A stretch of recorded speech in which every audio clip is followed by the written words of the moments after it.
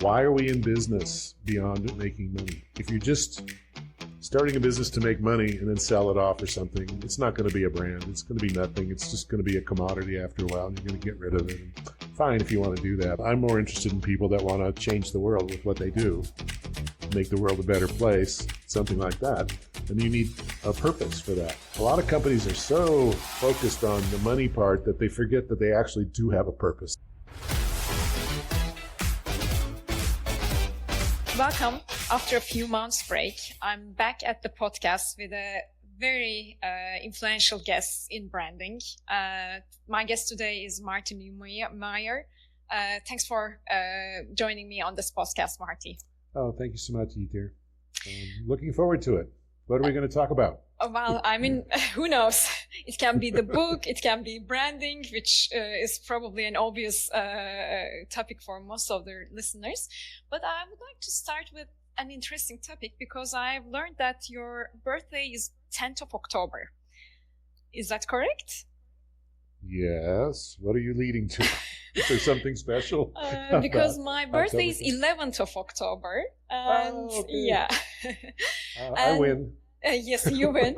And I'm quite interested in where people go and have their coffee or which books they read while they're having their coffee. So my question to you is, on your birthday, where did you have your coffee or what were you reading on that day? I always have my coffee in the same place, in the kitchen or the living room of our house in Mexico. So I make breakfast usually every morning for the family, and I'll have my first cup while I'm cooking. And on your birthday, you exactly do that, I guess. Yeah, I wasn't reading a book on that day. I tend to, for an author, I don't read as much as other authors. I mean, they read a lot, especially in fiction. I mean, they've read 100 times as much as I have. But I love writing, and I'll spend, 90% of my verbal time writing and only 10% reading. I like to read, and I like to get inspired by reading, but I'd rather just write. I mean, that's how I've learned to do it, is just trial and error, and then checking in with some of the great writers once in a while to see what I'm missing or what I could be doing and so forth. But my reading lately has been a lot on Substack, where I now have a home on Substack, because a lot of really great writers have moved to Substack, and they're talking about things that don't get published in major magazines and on TV until maybe months or years later. They're ahead all the time, and they're good writers. It's not like going to X or LinkedIn or anything like that. There's really good stuff there. So I'm getting to know that better. So I spend time on that, and then I have my other news magazines and so forth that I read every morning. So lots of great stuff in the news, crazy stuff in the news these days. So it's much more interesting than the fictional world. Well, I mean, although the fictional world is a good escape from what's happening around, and then I had the joy to reading your book over the past crazy months that I have been through. So I would like to, if that's okay with you, I would like to start with a few questions on branding, because there are a few definitions that's been mixed and confused by people. For example, if I say I'm doing branding with my team to people, they say, you are doing logo design. Or if I say I do brand strategy, they say, you are doing branding. So I understand that there are a lot of definitions out there about what branding is and how it links to marketing. Shall we start with the definition of branding first? How do you see it? Well, so this was my big contribution to the field of branding. I don't even think it was a field at the time. It was a discipline that was just starting to grow and take shape. And my contribution was in seeing that there was a gap between business strategy and customer experience or design, basically. So companies thought they were doing one thing, and customers saw something completely different because they weren't translating what they were doing into a customer, something that made some sense to customers. So my definition became a brand is a customer's gut feeling,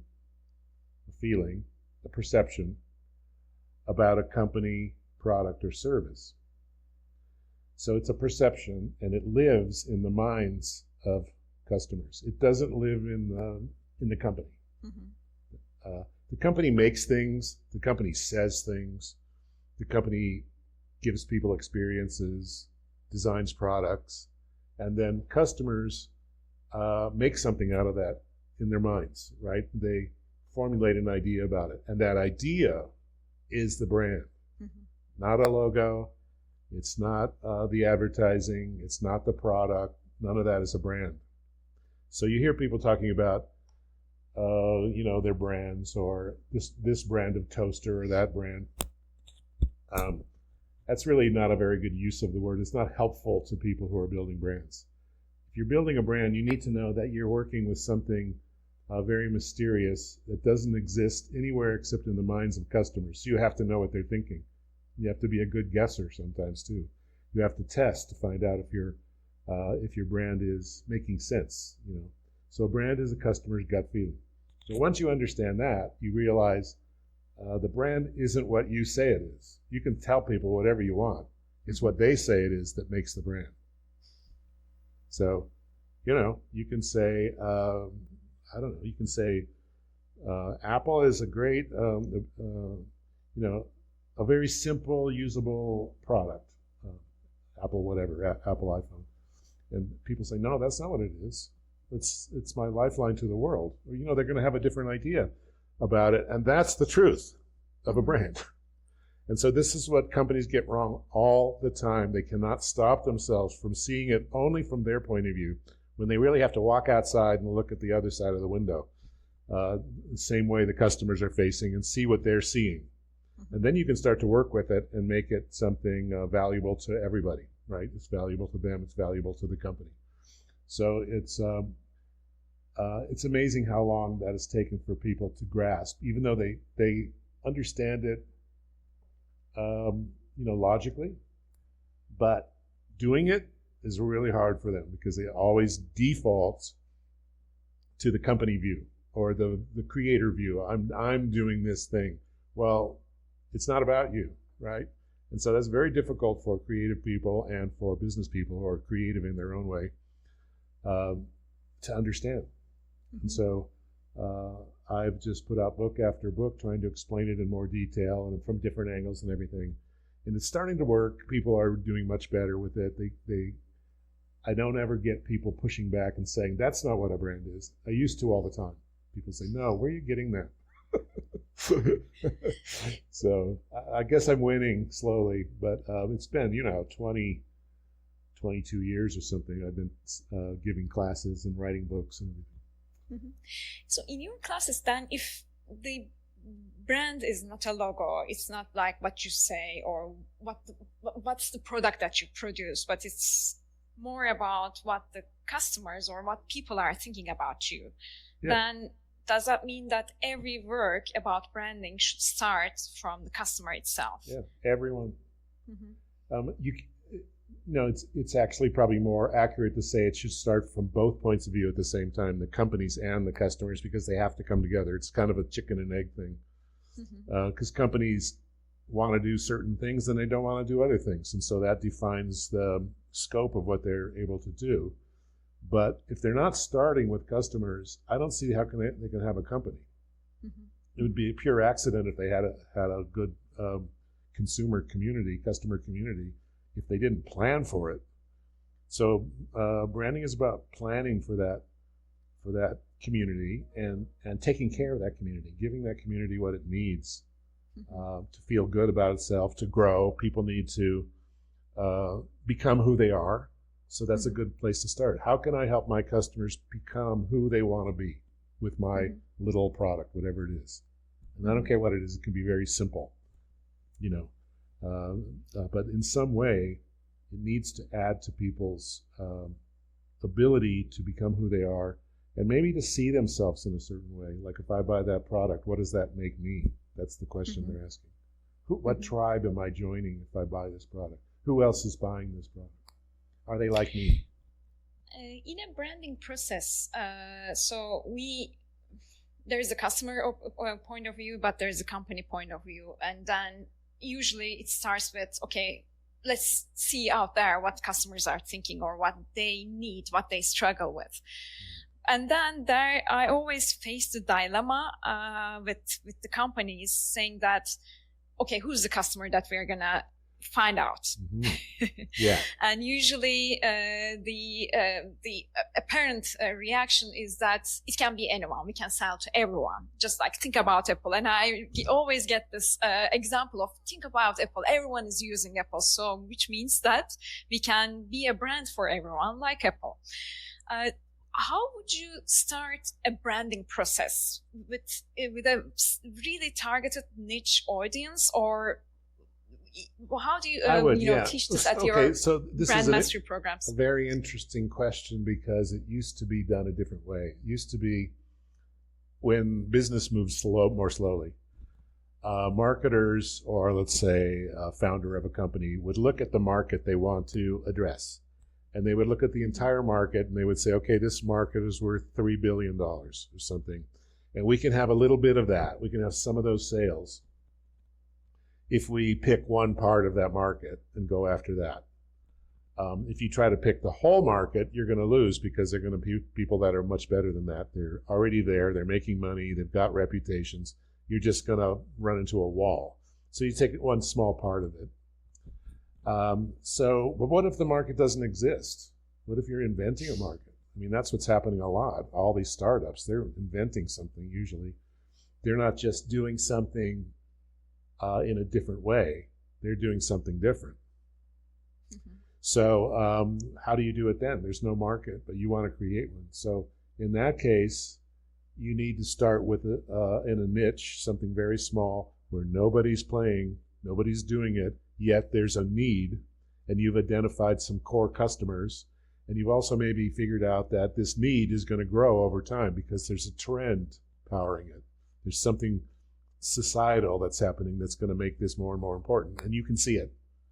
So you would start with your core audience, and you'd make sure you knew them very well, and you'd make sure that they were a tribe. I always say look for your tribe, and then look for a parade and get in front of it. Find a parade that's already kind of, they're just milling around. They don't know which direction to go to, but they have a need, and you could get in front of it and say, we're going this way, and here's the product, here's the service, or whatever. And you lead them, and you nurture them, and you make sure they have what they want, and you stay in touch with them, and you defend yourself against competitors at the same time. But typically, if you're the first one to find the tribe, find something, find a product or a service to satisfy a group of people. If you're the first, you have a chance to stay first. It's not guaranteed, because you might have guessed a little bit wrong, and somebody else says, "Oh, I know what you're trying to do. I can do it better," and then that's it. You're done, right? So it's always staying in touch with the audience, sort of just evolving your product, your service, your product line as you go. Paying attention to them exclusively. And then if you've got something that has a general appeal, you could be an Apple. I mean, Apple does not sell to everybody. Not everyone has an Apple. They're more expensive, for one thing. So it's not true, and it took them a long time. So if you want to be like Apple, they're a great example of how to do it, especially in the early days with Steve Jobs. But you've got to, as you grow, it becomes more difficult, because you go through life stages with your company, and you get bigger, and then you have shareholders, and they have to please them first, and a lot of things happen. So unless you're very knowledgeable about what you're doing, your business will have a lifespan, and it's going to get to a point where it just sort of stays there and doesn't ever really grow. It just, sheds divisions, and they become other companies and stuff like that. I've written about that in my book Zag, called Paper, Scissors, Rock, about how different sized companies can compete. So a small company can compete with a very large company, or a medium-sized company. Everyone can compete with everybody if you know how. But there is a lifespan to companies, and they change as they grow. And you have to, when you understand how they do that, you understand a lot. You can understand what has to be done at any given time with your company. Also, if you're serving companies, you know which company is going to need your help and when. Yeah. So it's, so that's in the book Zag. Yeah, it's one of my favorite books Okay. after Octavo, though. Yes, thank you. Yeah, the new one's always the best. Yeah, because I'm still in the effect of Octavo now. So we talked about picking the right core audience and getting to know them, understanding how it links to us. Then the next step for that would be like, people talk a lot about mission. What's our mission? What's our vision? What's our promise? What's our objective? Mm-hmm. Which some of them are also very mixed. Yeah. And to be honest, working in marketing for so many years, I still sometimes mix mission and vision myself. Oh, yeah. So it's just like, what was mission? What was vision? Which one was short term? Which one was, anyway. Do you think that what's the most important step after understanding the core customer before we move on to identifying our goals and priorities as a company? Well, I think the first thing is to understand. Well, again, it's like a chicken and egg. You've got to think about your core customer in relation to what you want to do, your basic idea of what you want to bring to the world. Presumably, you have something different to start with. If you don't, you're kind of, you're going to have to figure out what's different, because you can't win without being different. You have to be different, and usually the more different, the better, unless you become too different, like so new and different that people can't understand what you're doing. That's too different. But typically, really strong brands have something different. It's either the product or a feature of the product or the service, or it's a category that never existed before, or it's twice as good as whatever the last version of it was, or it's twice as cheap. There's lots of things, but it has to be something really big.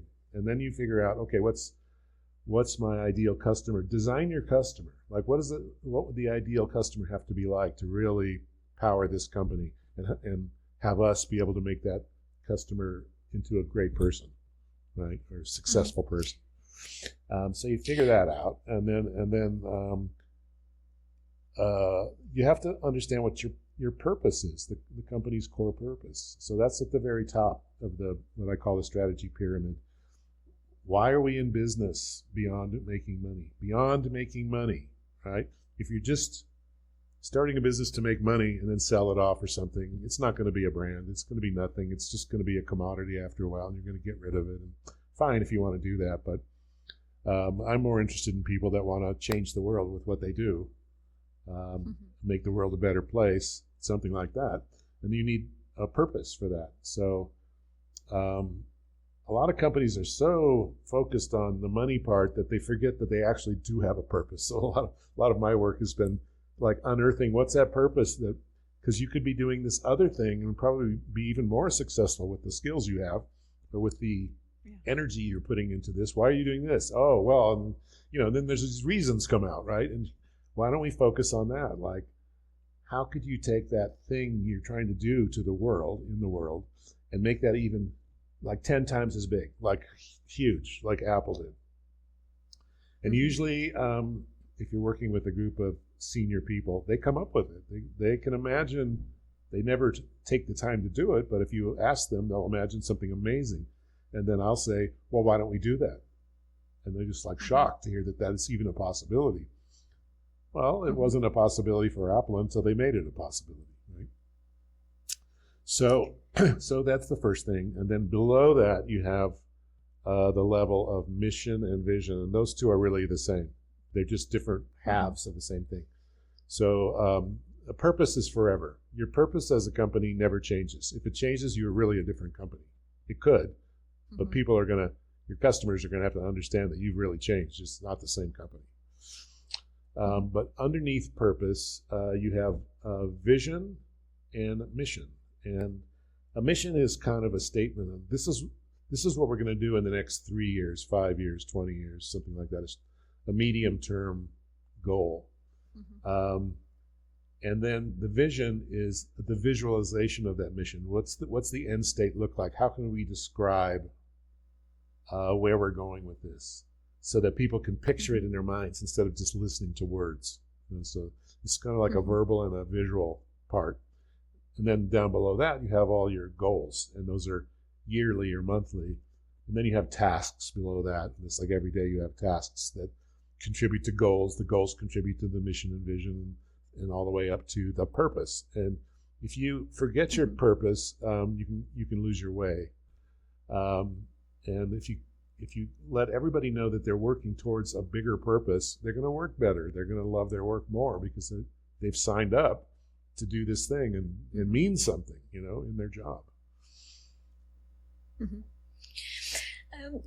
The dilemma that I faced working with CEOs on branding is a long-term thinking, and usually the CEOs or like the vice presidents of the company are usually quite obsessed with what we are doing now, like the short-term sales, shareholder value, and so on. So it's really hard to talk branding with the people that are short-term focused it is. At that moment That's in so time. True.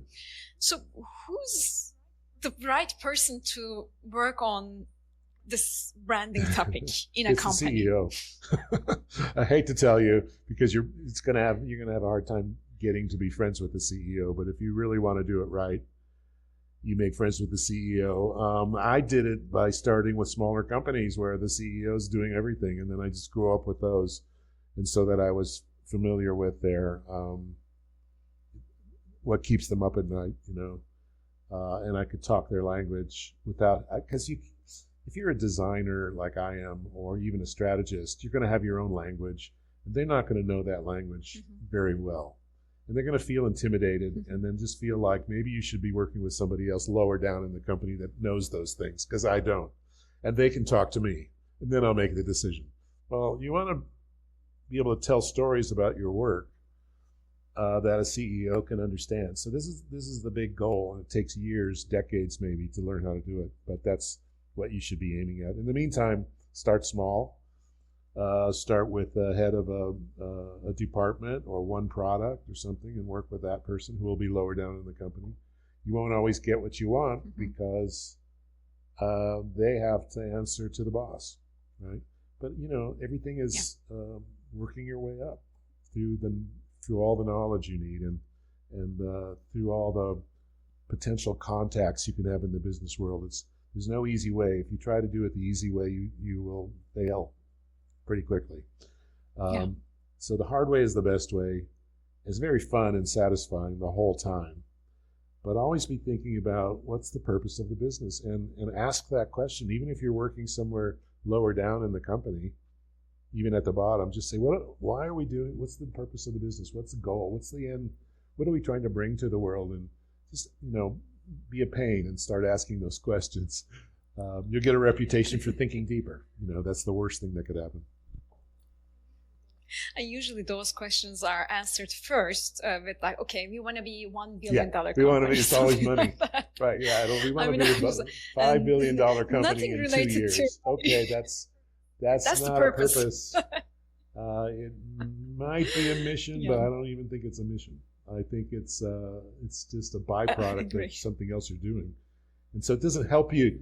Or like a sales goal. It's a sales goal, which doesn't help you do your job, does it?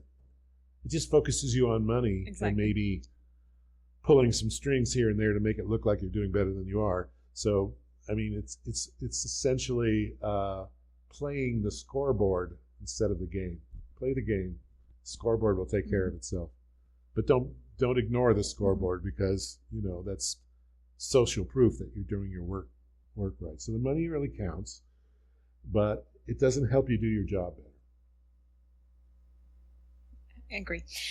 So I'm moving to the next topic, which is marketing. So branding is the long term, and marketing is different than that. Can you explain a bit more about how this is a hot branding button and topic marketing right now, and I think the reason is I don't think it's hot for brand people.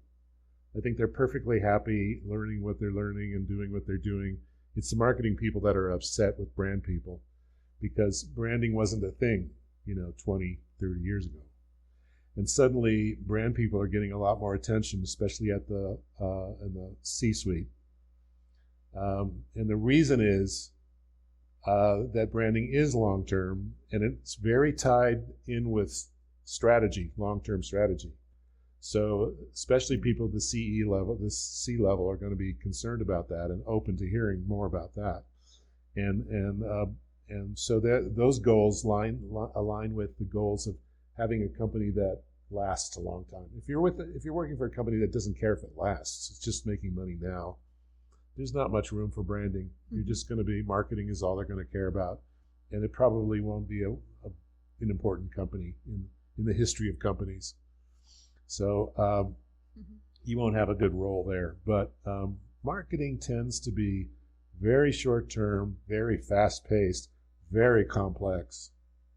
I mean, it's not philosophical. It is like getting in there, rolling up your sleeves, getting down in the trenches and fighting it out every day. It's super exciting. And some people are really good at that. And those people are never good at branding, but they want to be. And they want to own branding too, because it's glossier.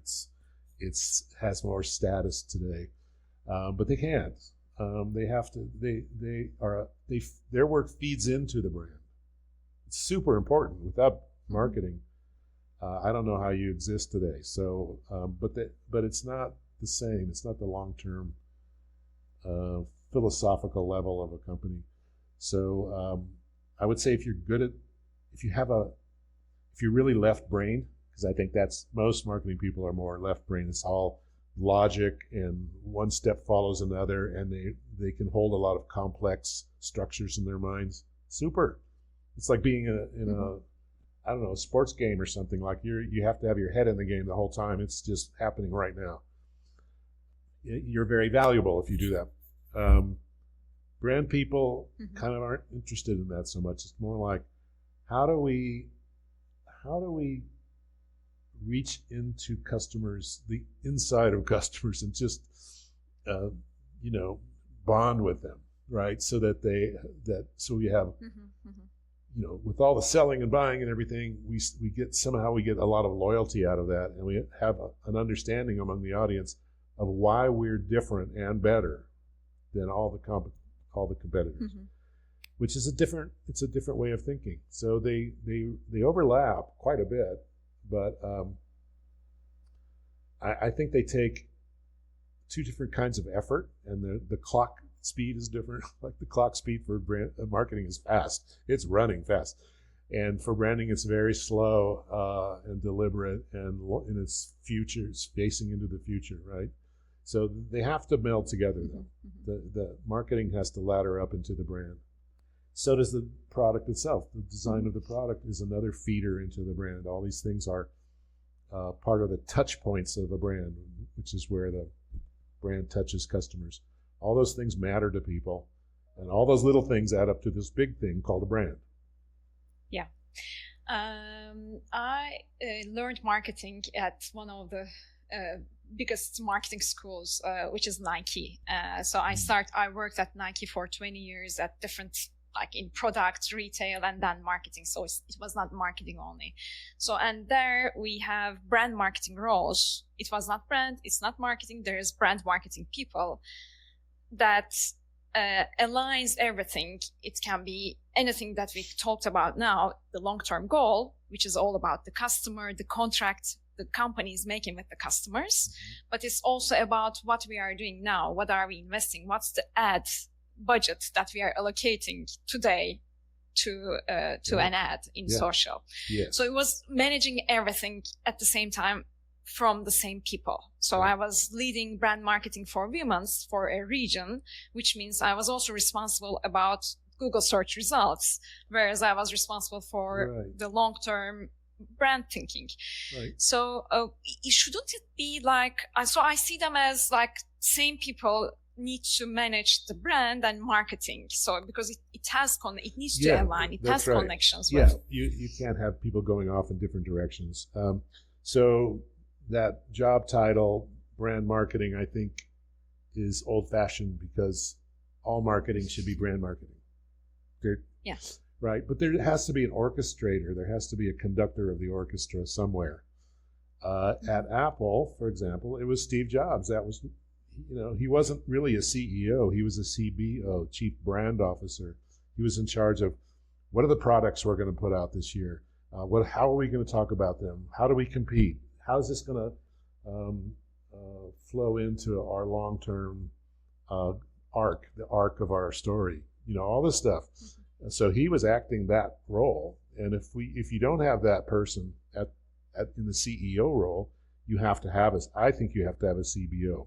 You have to have someone who does what Steve Jobs was doing. So I can see in the future we might have like a marriage of two people running every company. So you'd have the CEO who's in charge of the investors, the portfolio of the company. All the spreadsheets and stuff would come to that person, and then the CBO would be kind of in charge of the internal culture and the products and basically managing the customer base. And that's what branding is. It's about managing the customer base, because the customers are your company. Without them, you've got nothing. And I can't express that too strongly, because that's where companies always fail. They forget that it's all about the customers, not just today, not just with whatever you're putting out now, but in the long term, so that you have a future. And it's always building, because it can start to accelerate as you grow if you're thinking long term. If you're always thinking short term, it's so hard. I've done it, and it's hard. You want to create a flywheel effect. So the little bits of energy you put in with marketing make the wheel go faster and faster, and then it won't slow down. It just has its own energy to it. My last question before we move on to the MOOC is, in the era of AI, where everyone is creating something, how can a brand be original still in this era where everything is automated? Well, we're all thinking about that now. And AI is super powerful and interesting. So setting aside whether AI is good for society, which is we don't know yet. I think it might be good and bad, like a lot of things. But just for us using AI, there's a lot of ways you can use it that won't harm you, but there are some that will harm you. So if you start listening to AI for advice for strategy, it's not going to be good. Or if you let AI do your design, it's not going to be good. It's always going to be okay, and it's always going to look professional, and it'll never look like anybody else's.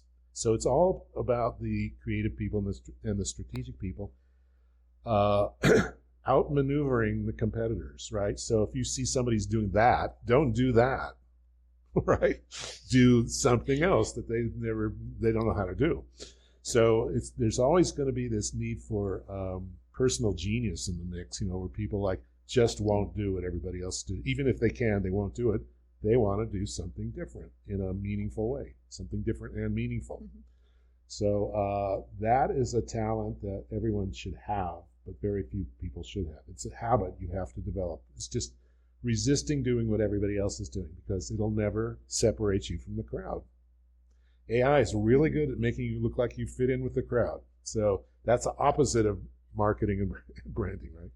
Differentiation is the cornerstone of all this stuff.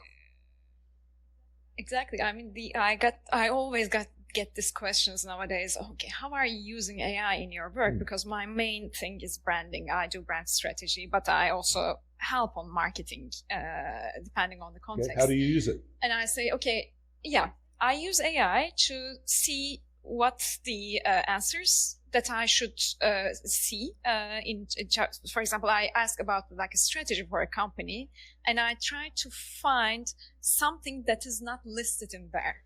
So, yes, because I don't use I try not to use any of the things that is listed there, because that's the obvious. That's the the default. That's the commodity way of doing it. Yeah. So you're using it as a sparring partner, like something very ordinary that you can fight against, right? So, but I think what you're saying is you give the problem to AI to solve, and whatever it comes up with, you know that everyone else has access to that answer.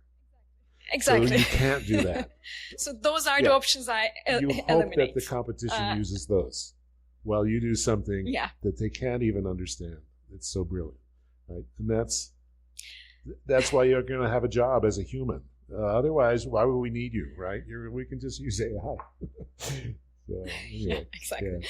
So this book has traveled with me, Octavo, from New York to Germany to Milan, Italy, and then to Istanbul, back to New York again.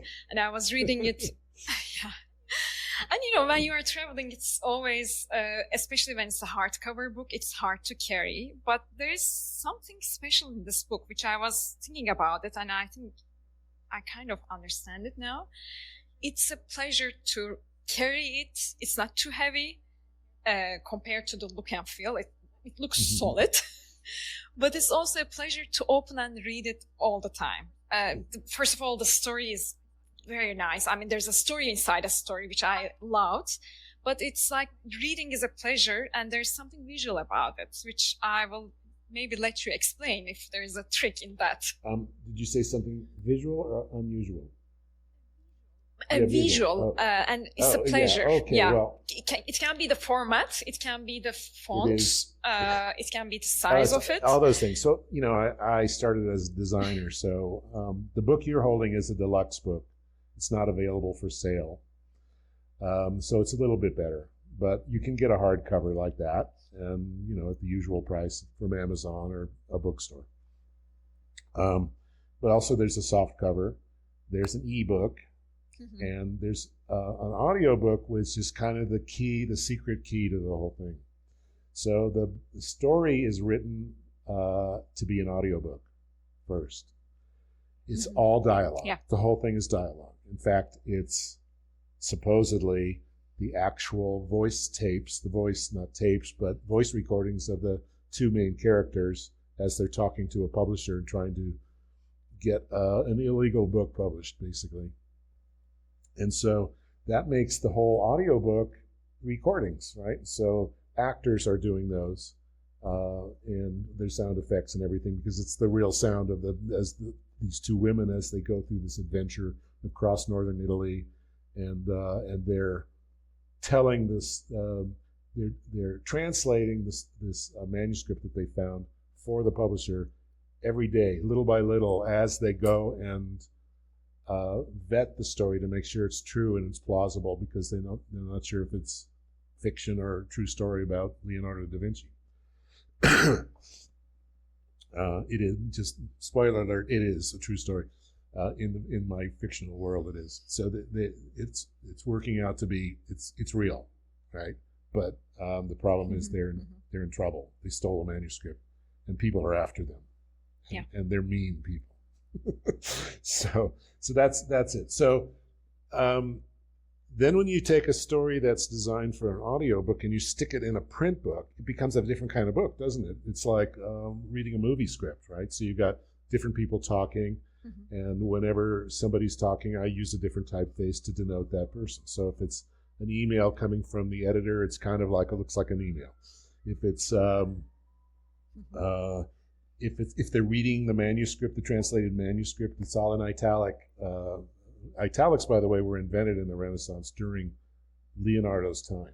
There was no italics, really. They just had Roman type, which is this normal book type. So that's when you know you're reading the manuscript. If you're reading what the women are saying, it's a normal Garamond book face. So you have all these different typeface, and it keeps it lively, I think. And I think it's not for everybody. I think people just wish it could be all the same. What's all this dialogue?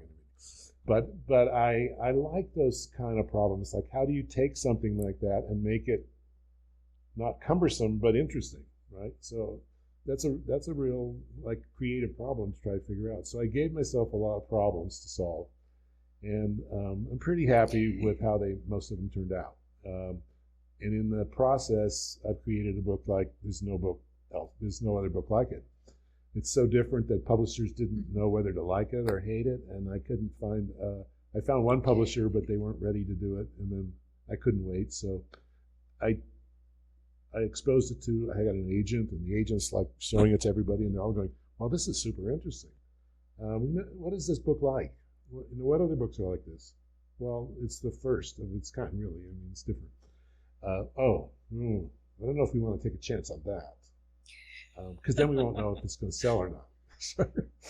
Well, we'll see if it sells, but it seems to be doing well. And my experience is if something's not different, it's never going to be a big hit. So if you look at all the books or products, whatever category you're looking at, well, let's just stick with books. Books are the most difficult category to compete in because there's so many of them, so many books. How do you stand out in that sea of books, especially with self-publishing and all that kind of stuff? Well, you have to be pretty darn different, right? And so without that, you can't make a great book. So if you look at any of the books that really lasted, let's say Frankenstein, or in the same era, Dracula, or The Grapes of Wrath, or any of them, the ones that stood the test of time did something different. They were daring at the time. People hated Frankenstein. Oh, I mean, they were just appalled. Right. So Lolita scared the hell out of people too, and now it's considered a classic, of its type. So I'm kind of the mind of like, why bother doing something if you don't want to take a shot at greatness? You'll probably fail, but if you don't try, you're never going to get there. And so I think I use that philosophy for anything I'm doing with companies or my own work or whatever.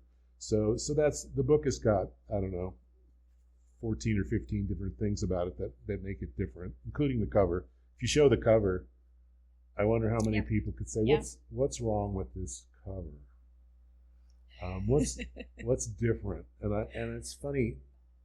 And also in the back, there's nothing on the back. There's nothing. Where it's just like, I want to see what this is all about. So there you go, nothing. There's a lot of nothing. And I think it's the first commercial book of its time, the first bookstore book that does not have the title or the author's name on the front. So and it's funny that hardly anybody even cares about that. So all this time we've been doing that same thing, put the title and the author's name, and we didn't have to, maybe. Especially with Amazon, where they have the title and the author right up on the page. You don't need to say it again on the book cover. So just things like that, and and the typography. Typography is very difficult if you've never done it. It takes 10 years to be a good typographer at least, and that's if you really care. And so it's very subtle, all those changes in sizes and typefaces and kerning and all the things you have to care about. And so I put a lot of effort into that. So I think that's may account for when you read it, just feels good to read. It's enticing, it's beautiful in its way.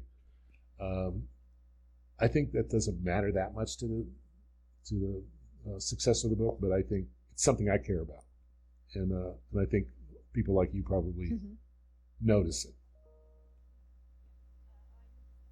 Yeah, I noticed, and also interestingly, there are, for people who are going to read it, it's just like there's a story inside a story. And one of the story is about Scarlett and Artie, which kind of, I thought that this story about Da Vinci and the original story would attract me more, but as I read it, I was getting more excited by the things Scarlett and Artie was going through. The other story was of course, I mean, like, I was curious about that, but like, okay, what's going to happen to these two characters? So the story within the story, the manuscript, that was the my manuscript, experience, supposedly written by Leonardo da Vinci's youngest pupil, his last pupil, as it turns out, could stand alone as a book. I mean, maybe it'd have to be a little bit longer, but it's fine. It's a fine story. But I think I couldn't impart as much information without Scarlett and Artie, because they're experts in their own ways, telling you what all this stuff means as they're translating it, and they're saying, okay, we have to understand in the Renaissance it was like this, Well, you wouldn't know that if you're just, I mean, it would sound weird to put all that stuff into an ancient story, explaining stuff that everybody would have known at the time. So they're learning as you're learning, and they're explaining things along the way. So their story becomes more and more important, and their relationship becomes more and more important because they hate each other in the beginning. They're like oil and water. They're very different people, but in the process of taking on this project of stealing a manuscript and getting it published somehow, and then being chased, they bond, but you'll have to see how it happens. Anyway, so the story within a story is another problem I gave myself, is how do I make these two stories sound like they really go together, instead of just being like, oh, I only like one of the stories and not the other. There has to be some sort of balance between the two. So sometimes maybe you like the old story, and sometimes you're liking the new story, but it's going to be different for everybody. So one thing I've noticed is the book is a Rorschach test for readers. Every reader sees something different in it. They see it from a different perspective because there's a lot of perspectives. But and so I think a lot of people say, well, I like this part, but I don't like that part. I think that's the risk that I'm taking, is that I'm not writing a book that's going to appeal to everybody. It's going to appeal to a lot of people, but in different ways, and everyone will have take something different from it. I think that's what it seems to be turning out. When I'm reading the reviews, I'm surprised by how many different viewpoints there are.